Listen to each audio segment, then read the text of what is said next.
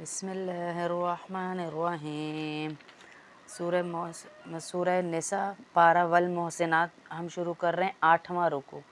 ذمہ داری ہمیشہ اہل لوگوں کے حوالے کرو۔ یہاں پر اللہ پاک اس میں پورا ہمیں بتا رہے ہیں کہ کسی بھی غیر اہل کو ذمہ داری نہ دو، چاہے وہ مملکت کی ہو، چاہے وہ کسی بھی بڑے امور کی ہو، لیکن اہل ہو وہ۔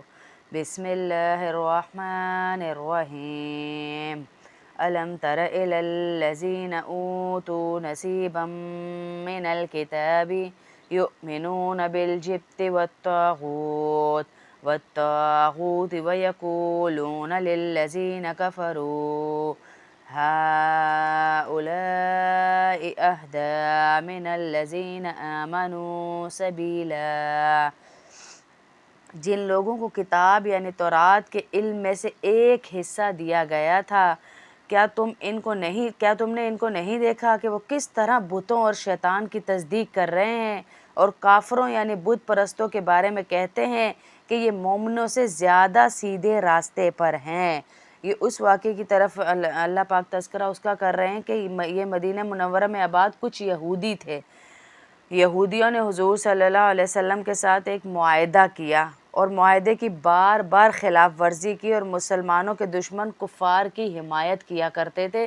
اس واقعے کی طرف یہاں پر تذکرہ آ رہا ہے کہ انہوں نے تو کفار مکہ کو خوش کرنے کے لیے ان یہودیوں نے ان کے بتوں کو بھی سجدہ کر دیا تھا۔ جب وہ ان کے پاس گئے کہ مسلمانوں کے معاملے میں ہمارے ساتھ مدد کرو اور آ کر مل کر لڑتے ہیں، تو انہوں نے کہا کہ اس معاملے میں کفار کو یہاں مخاطب کیا جا رہا ہے کہ وہ تو ایسے جھوٹے ہیں کہ یہودی اپنے آپ کو بھی وہ کروانے کے لیے انہوں نے کفار کا بھی ساتھ دیا، حالانکہ وہ کسی کے بھی نہیں ہیں، اپنے سوا کسی کے نہیں ہیں۔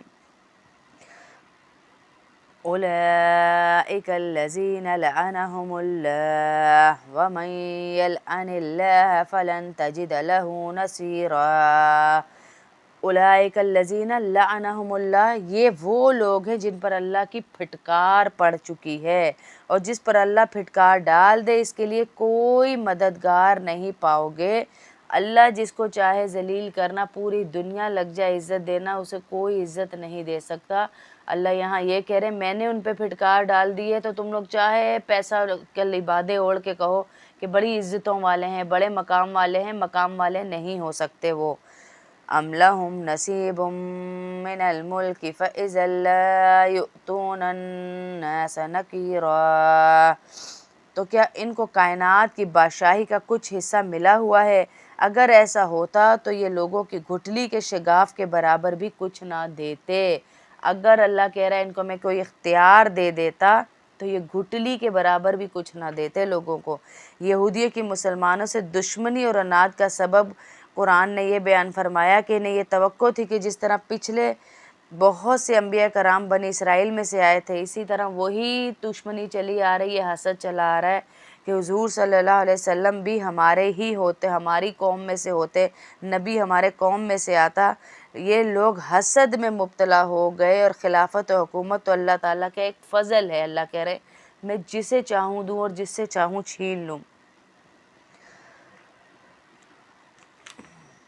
ام یحسدون الناس علی ما آتاہم اللہ من فضلہ فقد آتینا آل ابراہیم الکتاب والحکمت وآتیناہم ملکا عظیما۔ یا یہ لوگوں سے اس بنا پر حسد کرتے ہیں کہ اللہ نے ان کو اپنا فضل کیوں عطا فرمایا، سو ہم نے تو ابراہیم کے خاندان کو کتاب اور حکمت عطا کی تھی اور انہیں بڑی سلطنت دی تھی۔ یہاں پہ بتایا جا رہا ہے کہ یعنی اللہ تعالیٰ نے اپنی حکمت کے تحت جس کو مناسب سمجھا، دوبارہ وہی بات ہے، اس کو خلافت اور نبوت اور حکومت کے اعزاز سے نوازا۔ چنانچہ اس نے حضرت ابراہیم علیہ السلام کو نبوت، حکمت عطا فرمائی، اور ان کی اولاد میں یہ سلسلہ کافی عرصے تک جاری رہا۔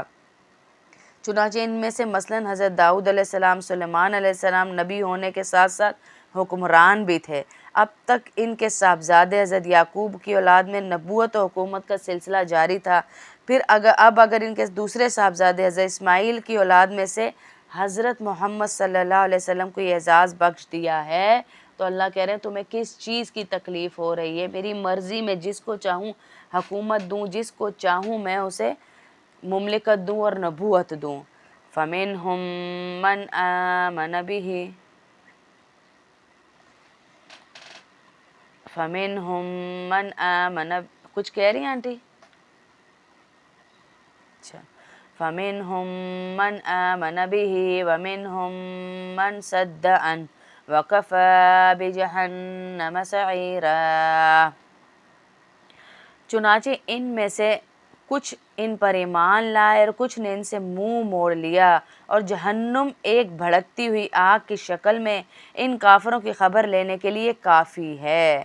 ان الذین کفروا بآیاتنا سوف نصلیہم نارا کلما نضجت جلودہم بدلناہم جلودا غیرہا لیذوقوا العذاب ان اللہ کان عزیزا حکیما۔ بے شک جن لوگوں نے ہماری آیتوں سے انکار کیا ہے ہم انہیں آگ میں داخل کریں گے، جب ان کی کھالیں جل جل کر پک جائیں گی تو ہم انہیں اس کے بدلے دوسری کھال دے دیں گے تاکہ وہ عذاب کا مزہ چکھ لیں۔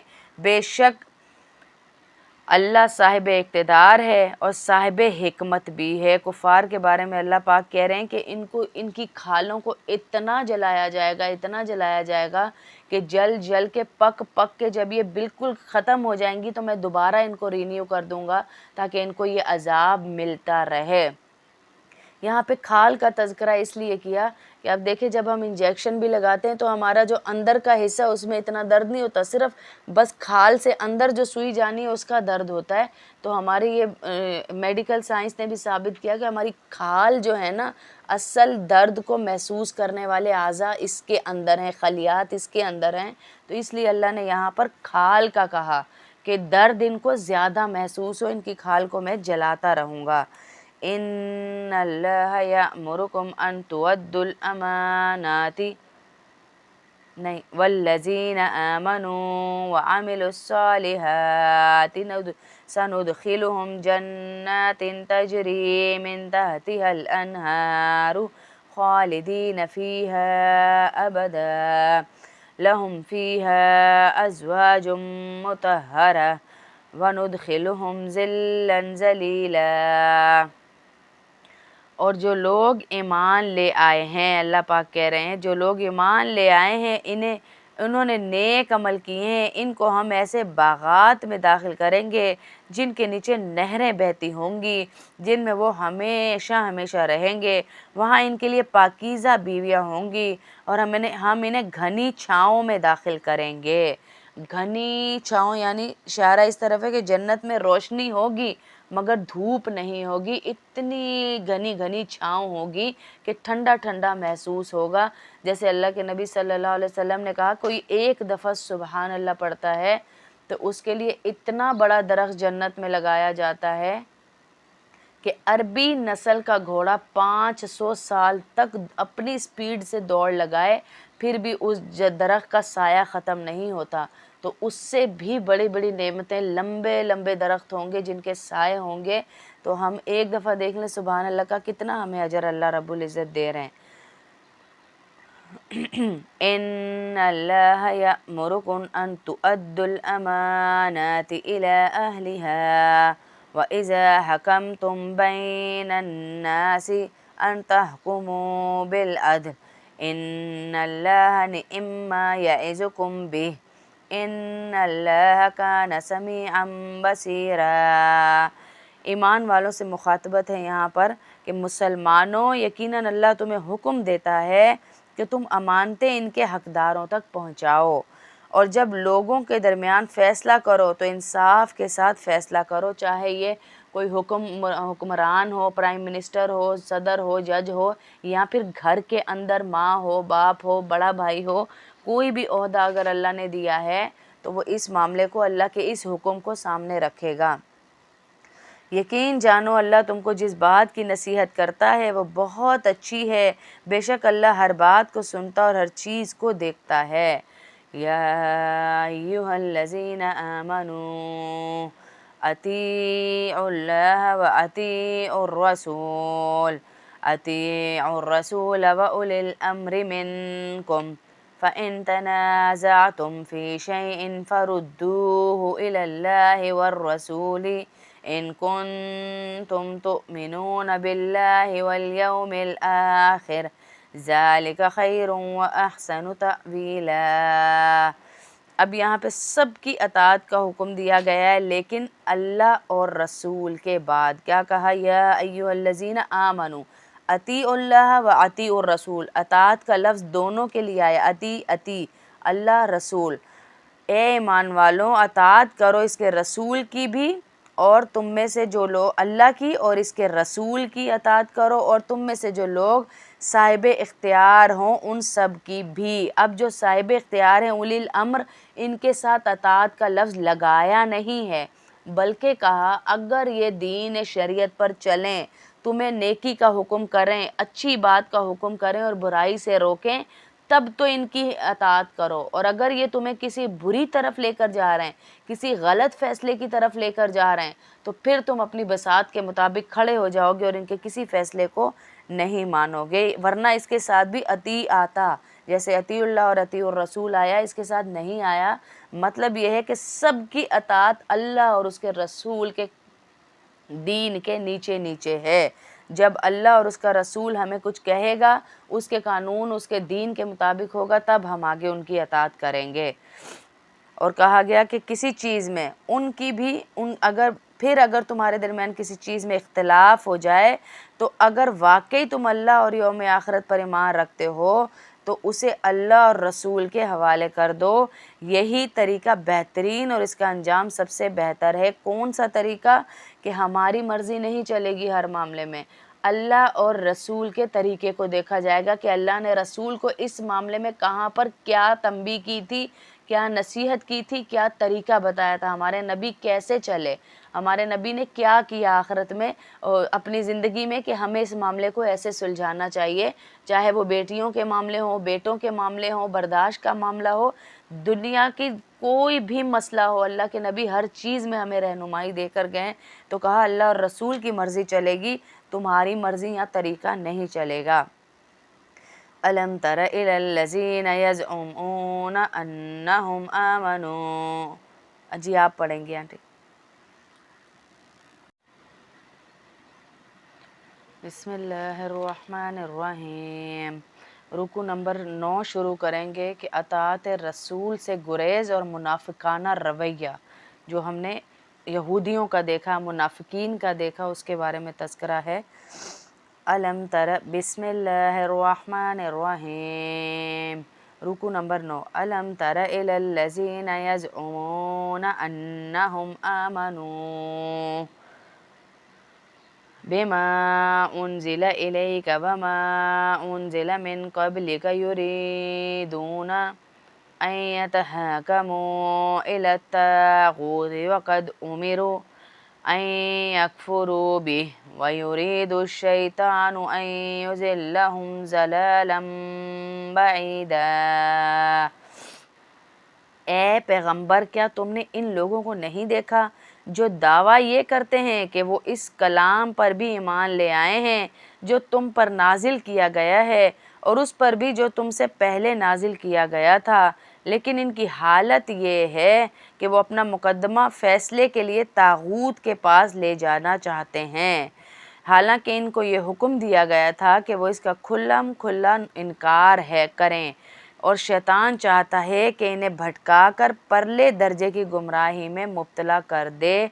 ये बड़े बड़े मुनाफिकीन का तज़किरा है जो ऊपर से तो कहते थे हम मुसलमान हैं, हम दीन ले आए, हम ईमान ले आए, लेकिन अंदर वो क्या रखते थे? कुफ्र रखते थे। अल्लाह के नबी सल्लल्लाहु अलैहि वसल्लम के पास अपने तमाम फ़ैसले लेकर आते थे, उनके फ़ैसले होते थे।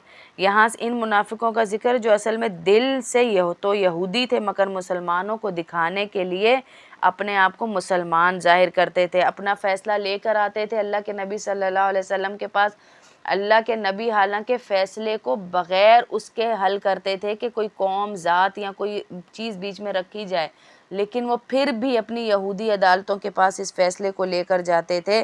طاغوت کے لفظی معنی ہے شیطان، سرکشی، یعنی شیطان اپنے آپ کو نہایت سرکش، لیکن یہ لفظ شیطان کے لیے بھی استعمال ہوتا ہے۔ یہاں پہ دونوں معنوں میں یہ کہ شیطانیت والے لوگوں کے پاس، سرکش لوگوں کے پاس اپنے فیصلے لے کر جایا کرتے تھے، حالانکہ نبی بالکل ٹھیک ان کے بیچ میں فیصلہ کرواتے تھے۔ وَإِذَا، اور یہ وہ والے ہیں، ابی بن خلف جیسے تھا، بہت بڑا کہا گیا، یہ منافقوں کا سردار تھا، جمعے میں اول صف میں آ کر کھڑا ہوتا تھا، ایسا منافق تھا۔ اللہ ہمیں ایسے منافقوں سے بچائے، کیونکہ آج کے دور میں بھی ایسے لوگ پائے جا رہے ہیں جو اول صف کے نمازی ہیں لیکن پوری مسجدوں کو اپنے اندر کی روش کی وجہ سے برباد کر چکے ہوئے ہیں۔ اللہ ایسے لوگوں سے آج کے دور میں بھی بچائے، ہم سب کی حفاظت فرمائے۔ تو ابی بن خلف بھی پہلی صف میں کھڑا ہوتا تھا آ کے، منافقوں کا سردار تھا، لیکن آتا پہلی صف میں تھا، جمعہ نماز کوئی نہیں چھوڑتا تھا۔ وَإِذَا قِيلَ لَهُمْ تَعَالَوْا إِلَىٰ مَا أَنزَلَ اللَّهُ وَإِلَى الرَّسُولِ رَأَيْتَ الْمُنَافِقِينَ يَصُدُّونَ عَنْكَ صُدُودًا، اور جب ان سے کہا جاتا ہے کہ آؤ اس حکم کی طرف جو اللہ نے اتارا ہے، اور آؤ رسول کی طرف، تو تم ان منافقوں کو دیکھو گے وہ تم سے پوری طرح منہ موڑ بیٹھیں گے۔ فَكَيْفَ إِذَا أَصَابَتْهُم مُّصِيبَةٌ بِمَا قَدَّمَتْ أَيْدِيهِمْ ثُمَّ جَاءُوكَ يَحْلِفُونَ بِاللَّهِ إِنْ أَرَدْنَا إِلَّا إِحْسَانًا وَتَوْفِيقًا، پھر اس وقت ان کا کیا حال بنتا ہے جب خود اپنے ہاتھوں کے کرتوت کی وجہ سے ان پر کوئی مصیبت آ پڑتی ہے۔ اس وقت یہ آپ کے پاس اللہ کی قسمیں کھاتے ہوئے آتے ہیں کہ ہمارا مقصد بھلائی کرنے اور ملاپ کرا دینے کے سوا کچھ نہیں تھا، پھر بھاگے بھاگے آتے ہیں۔ یعنی جب ان کا یہ معاملہ تمام لوگوں پر کھل جاتا ہے، حضور صلی اللہ علیہ وسلم کے فیصلے کے بجائے یا اس کے خلاف کسی اور کو اپنا فیصل بنا رہے ہیں، تو پھر کیا ہوتا ہے، اس نتیجے میں انہیں ملامت یا کسی سزا کا سامنا کرنا پڑتا ہے، تو جھوٹی تعویلیں دیتے ہیں، قسمیں کھاتے ہیں کہ نہیں نہیں ہم نے تو ایسا نہیں کیا، ہم تو مانتے ہی ان کو ہیں، ہم تو میل ملاپ کرا رہے تھے، ورنہ ہمارا کوئی مقصد نہیں تھا۔ أُولَئِكَ الَّذِينَ يَعْلَمُ اللَّهُ مَا فِي قُلُوبِهِمْ فَأَعْرِضْ عَنْهُمْ وَعِظْهُمْ وَقُل لَّهُمْ فِي أَنفُسِهِمْ قَوْلًا بَلِيغًا، یہ وہ ہیں کہ اللہ ان کے دلوں کی ساری باتیں خوب جانتا ہے، لہٰذا تم انہیں نظر انداز کرو، انہیں نصیحت کرو اور ان سے خود ان کے بارے میں ایسی بات کہتے رہو جو دل میں اتر جائے، بس نصیحت کرتے رہو، اللہ رب العزت نے کہا ہے، اور نظر انداز کرو، اتنا غم نہ لو، نہ ان کے پیچھے پڑو۔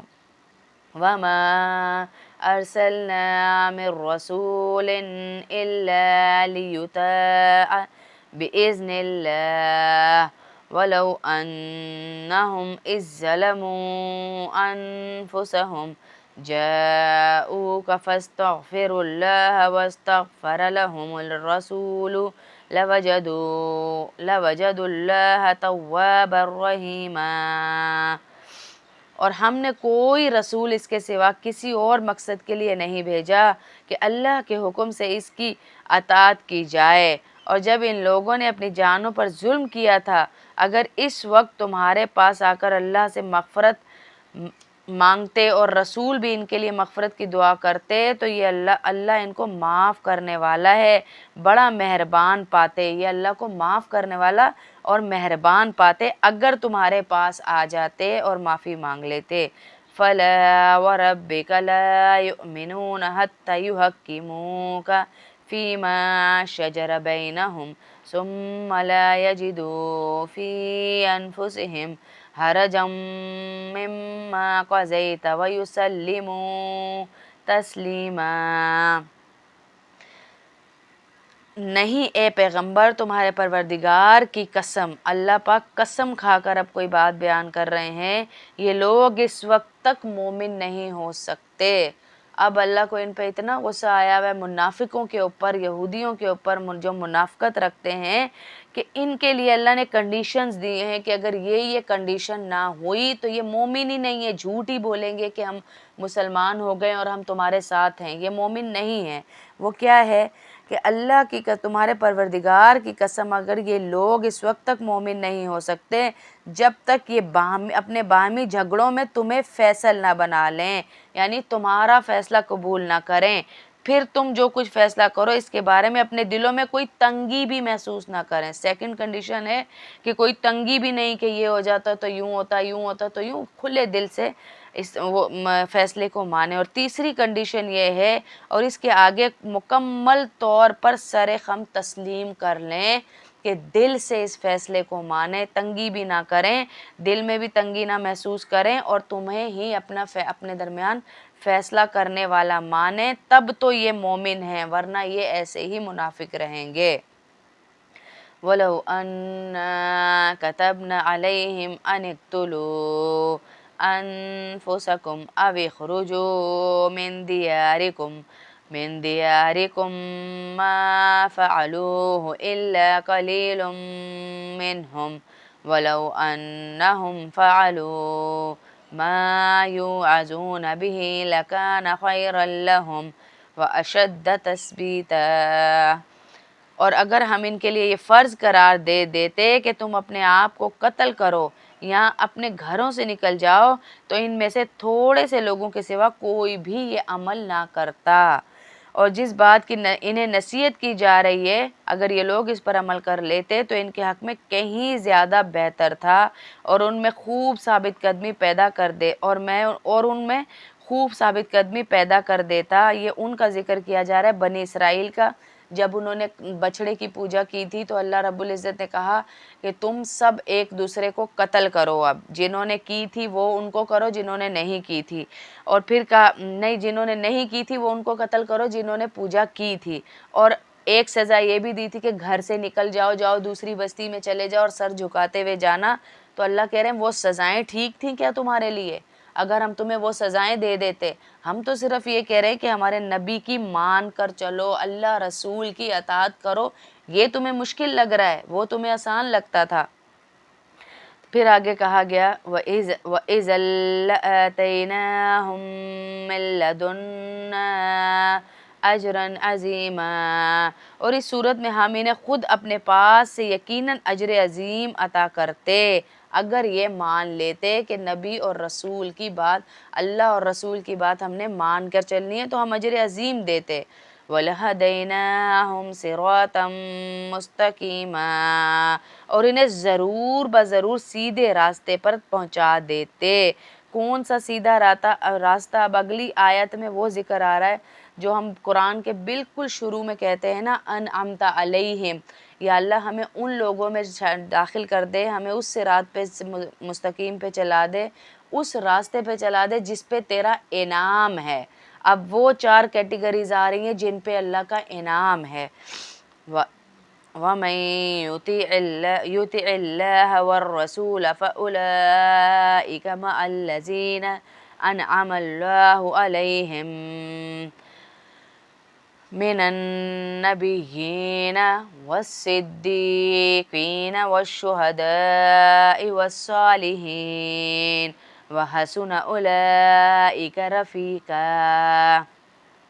یہ 4 کیٹیگریز بتائیں کہ جن کے اوپر اللہ کا انعم اللہ علیہم، اللہ کا انعام ہے، نبی ہیں، صدیقین ہیں، شہداء ہیں، صالحین ہیں، اور جو ان کا رفقا ہو، جو ان کے طریقوں پر چلے، نبی کے طریقے پہ چلتا چلتا ہی وہ صدیق بنے گا، پھر شہید بنے گا، پھر صالح بنے گا، اور انہی کا طریقہ جو ہم لے کر چل رہے ہیں اللہ ہمیں بھی انہی انعام یافتہ لوگوں میں شامل فرما دے۔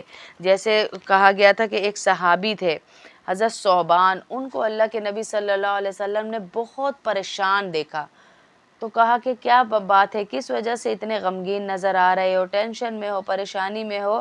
تو اس صحابی نے کہا اللہ کے نبی صلی اللہ علیہ وسلم، یہاں تو ہم بار بار آپ کا دیدار کر لیتے ہیں، آپ کو دیکھ لیتے ہیں، آپ کی زیارت کر لیتے ہیں، قیامت والے دن آپ تو اونچی جنت میں ہوں گے، ہم تو بہت نیچے ہوں گے، تو ہمیں کیا، ہم کیسے آپ کا دیدار کریں گے؟ ہم تو دیدار سے محروم ہو جائیں گے۔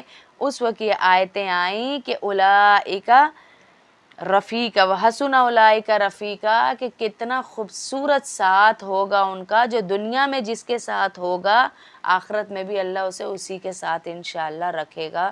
تو اللہ ہمیں بھی یہ ساتھ نصیب فرمائے، آمین۔ بسم اللہ الرحمن الرحیم۔ رکوع پڑھ رہے ہیں 10واں، سورہ نساء پارہ والمحصنات۔ اللہ کی راہ میں ناکامی ہی نہیں ہے، اس رکوع میں ہے کہ مومن کی مصیبت بھی اس کے لیے انعام ہے۔ مومن کے اوپر کوئی پریشانی، کوئی آزمائش آتی ہے تو وہ بھی مصیبت نہیں ہوتی، وہ اس کے لیے انعام کا ذریعہ ہی بنتی ہے، کہ ایک دن کا بخار اللہ رب العزت کہہ رہے ہیں 1 سال کے گناہوں کا کفارہ ہے۔ مومن کو کانٹا بھی چبھ جاتا ہے تو اس کے بدلے بھی جنت دی جا رہی ہے۔ تو یہاں تو شہیدوں کا بتانے لگے ہیں اب کہ منافقین کیا کہتے تھے اور شہداء کا رتبہ کیا ہے۔ بسم اللہ الرحمن الرحیم۔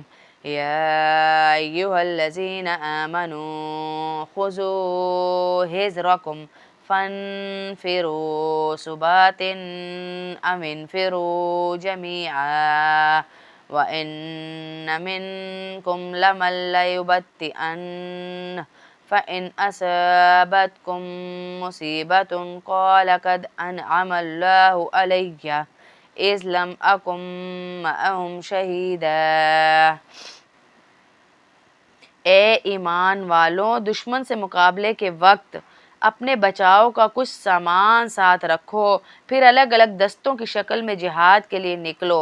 اب یہ خطرات سے متنبہ کیے جا رہا ہے مسلمانوں کو، یا سب لوگ اکٹھے ہو کر نکل جاؤ، اور یقیناً تم میں سے کوئی ایسا ضرور ہوگا جو جہاد میں جانے سے سستی دکھائے گا، پھر اگر جہاد کے دوران تم پر کوئی مصیبت آ جائے تو وہ کہے گا اللہ نے مجھ پہ بڑا انعام کیا کہ میں ان لوگوں کے ساتھ موجود نہیں تھا۔ یہاں پہ کس کا تذکرہ ہو رہا ہے؟ منافقین کا، کہ اگر تو کوئی مصیبت آ گئی، کوئی کسی کے اوپر حملہ ہو گیا تو وہ کہتے ہیں کہ شکر ہے کہ میں ان کے ساتھ نہیں تھا، وہ سستی دکھا رہا ہے، اسے نہیں پتا کہ شہید کا درجہ کیا ہے، شہید کون ہوتا ہے۔ وَلَئِنْ أَصَابَكُمْ فَضْلٌ مِّنَ اللَّهِ لَيَقُولَنَّ كَأَن لَّمْ تَكُن بَيْنَكُمْ وَبَيْنَهُ مَوَدَّةٌ يَا لَيْتَنِي كُنتُ مَعَهُمْ فَأَفُوزَ فَوْزًا عَظِيمًا۔ پیچھے والی آیت میں کہا کہ کوئی مصیبت آ جائے تو منافقین شکر کرتے ہیں، جو بظاہر کہتے تھے ہم مسلمان ہیں لیکن ساتھ جانے سے ڈرتے تھے جنگ میں، شکر ہے ہم نہیں گئے ورنہ ہم مارے جاتے۔ اب اگلی آیت میں بتایا جا رہا ہے اور اگر اللہ کی طرف سے کوئی فضل یعنی فتح اور مال غنیمت تمہارے ہاتھ آئے تو وہ کہیں گے گویا تمہارے اور اس کے درمیان کبھی کوئی دوستی تو تھی ہی نہیں، کہ کاش میں بھی ان لوگوں کے ساتھ ہوتا تو بہت کچھ میرے بھی ہاتھ لگ جاتا۔ یہاں پہ کاش کہہ دیا کہ کاش میں بھی ساتھ ہوتا، یہاں تو مال غنیمت مل جاتی یا فتح کا میڈل ہی مل جاتا، لیکن وہاں پیچھے افسوس کر رہے ہیں کہ ہم ساتھ ہی نہ ہوتے۔ یوں یہاں اللہ یہاں جو بتا رہے ہیں نا کہ وہ دوستی کا بھرم بھرتے ہیں، کہ زبان سے تو دوستی کہتے ہیں لیکن جنگ میں شریک ہونے سے اور ان کی مصیبتوں میں ان کے کام آنے سے بھاگتے ہیں۔ فَلْيُقَاتِلْ فِي سَبِيلِ اللَّهِ الَّذِينَ يَشْرُونَ الْحَيَاةَ الدُّنْيَا بِالْآخِرَةِ وَمَن يُقَاتِلْ فِي سَبِيلِ اللَّهِ فَيُقْتَلْ أَوْ يَغْلِبْ فَسَوْفَ نُؤْتِيهِ أَجْرًا عَظِيمًا۔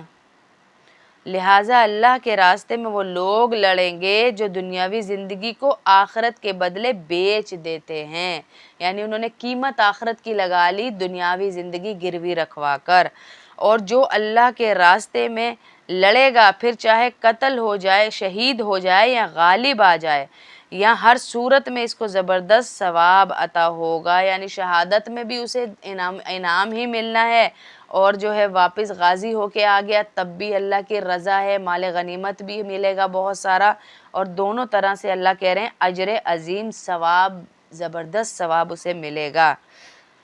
وما لكم لا تقاتلون في سبيل الله والمستضعفين. یہ فلسطین پکار رہا ہے ہماری تمام فوجوں کو اس آیت میں. دیکھیں وما لكم لا تقاتلون في سبيل الله والمستضعفين من الرجال والنساء والولدان الذين يقولون ربنا أخرجنا من هذه القرية الظالم أهلها واجعل لنا من لدنك وليا واجعل لنا من لدنك نصيرا. اور اے مسلمانوں تمہارے پاس کیا جواز ہے کہ اللہ کے راستے میں اور ان بے بس مردوں عورتوں بچوں کی خاطر نہ لڑو جو یہ دعا کر رہے ہیں کہ اے ہمارے پروردگار ہمیں اس بستی سے نکال لائیے جس کے باشندے ظلم توڑ رہے ہیں، اور ہمارے لیے اپنی طرف سے کوئی حامی پیدا کر دیجئے اور ہمارے لیے اپنی طرف سے کوئی مددگار کھڑا کر دیجئے. یعنی وہ پکار رہے ہیں، تمام کفار ایک ساتھ ہو گئے، تمام ممالک ایک ساتھ ہو گئے کفر پہ، لیکن مسلمانوں کا صرف منہ ہی دیکھا جا رہا ہے، مشورے ہی چل رہے ہیں. الذین آمنوا یقاتلون فی سبیل اللہ والذین کفروا یقاتلون فی سبیل الطاغوت فقاتلوا اولیاء الشیطان ان قید الشیطان کان ضعیفا. اور جو لوگ ایمان لائے ہوئے ہیں وہ اللہ کے راستے میں لڑتے ہیں، اور جن لوگوں نے کفر اپنا لیا ہے وہ طاغوت کے راستے یعنی شیطان کے راستے میں لڑتے ہیں. لہٰذا اے مسلمانوں تم شیطان کے دوستوں سے لڑو. یاد رکھو شیطان کی چالیں در حقیقت بہت ہی کمزور ہیں. یہ اللہ نے ہمیں کہہ دیا ہے کہ وہ جتنی مرضی چالیں چلنے ٹیکنالوجی کی ہائپ پہ آ جائیں، لیکن فتح انشاءاللہ اللہ مسلمانوں کو ہی دے گا.